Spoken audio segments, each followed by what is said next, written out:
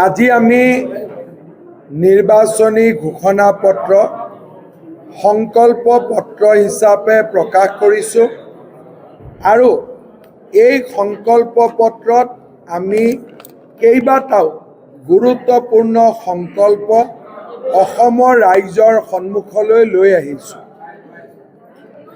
অসমৰ মাটি বিদেশী মুক্ত, অসমৰ ভূমি বিদেশী মুক্ত কৰিবৰ বাবে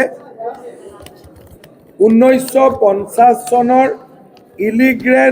ইলিগেল ইমিগ্ৰেণ্টছ এক্সপালশ্যন এক্ট ইয়াক মুক্তভাৱে আৰু শক্তিশালীভাৱে প্ৰয়োগ কৰিবলৈ আমি জিলা আয়ুক্তসকলক অধিকাৰ দিম, যাৰ জৰিয়তে জিলা আয়ুক্তসকলে সন্দেহযুক্ত বাংলাদেশীক 24 ঘণ্টাৰ ভিতৰত ৰাজ্যখনৰ পৰা বহিষ্কাৰ কৰাৰ অধিকাৰ লাভ কৰে।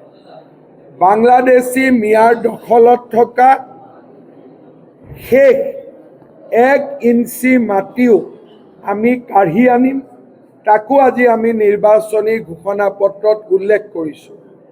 জনজাতীয় লোক আৰু জনগোষ্ঠীয় লোকসকলৰ পৰম্পৰা আৰু তেওঁলোকৰ নীতি নিয়মক আওতাৰ বাহিৰত ৰাখি আমি ৰাজ্যত ইউনিফৰ্ম চিভিল কোড আমি লৈ আহিম, কিন্তু ষষ্ঠ অনুসূচী জনজাতীয় লোক আৰু জনগোষ্ঠীয়সমূহৰ ধৰ্মীয় আৰু সামাজিক পৰম্পৰাক আমি অকণো ক্ষতি নকৰাকৈ অসমত ইউনিফৰ্ম চিভিল কোড অনা হ'ব।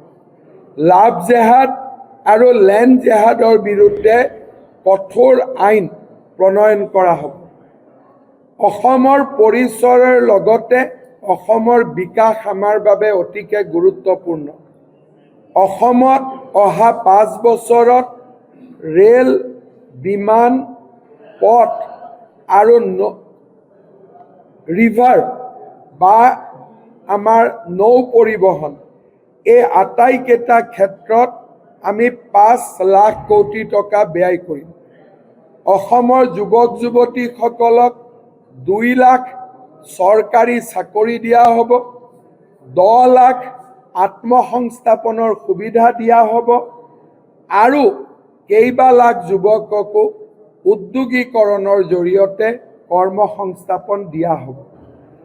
অসমৰ আই মাতৃসকলৰ বাবে আমি আৰম্ভ কৰা অৰুণোদয় যোজনাক 3000 প্ৰতি মাহে 3000 টকালৈকে পৰ্যায়ক্ৰমে লৈ যাবলৈ চেষ্টা কৰা হ'ব।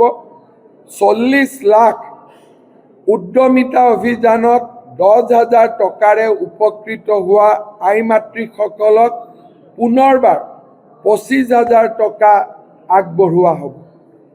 ইয়াৰ সমান্তৰালভাৱে আমি ৰাজ্যত এখন জিলা, এখন মেডিকেল কলেজ, এখন বিশ্ববিদ্যালয়, এখন engineering college, 1 district, 1 medical college, 1 university, 1 engineering college এই নীতিক আমি প্ৰৱৰ্তন কৰি তাক আগুৱাই লৈ যোৱাৰ বাবে আমি প্ৰচেষ্টা কৰিম।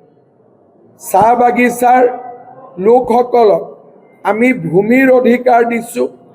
ভূমিৰ অধিকাৰ দিয়াৰ সমান্তৰালভাৱে তেখেতসকলক আমি প্ৰধানমন্ত্ৰী আৱাস যোজনাৰ একোটাকৈ ঘৰ দিয়াৰ বাবে আমি প্ৰচেষ্টা কৰিম। অসমৰ গৃহহীন 15 লাখ লোকক আমি প্ৰধানমন্ত্ৰী আৱাস যোজনাৰ গৃহ আমি দিয়াৰ বাবে আমি চেষ্টা কৰিম। চাহ বাগিচাৰ শ্ৰমিকৰ মজুৰি বৰ্তমানৰ 280 টকাৰ পৰা পৰ্যায়ক্ৰমে 500 টকালৈকে লৈ যোৱাৰ বাবে আমি প্ৰচেষ্টা কৰিম। আজি আমাৰ সংকল্প পত্ৰ আমি আপোনালোকৰ বাবে মুকলি কৰি দিছোঁ। এই সংকল্প পত্ৰত বহু সংকল্প আছে।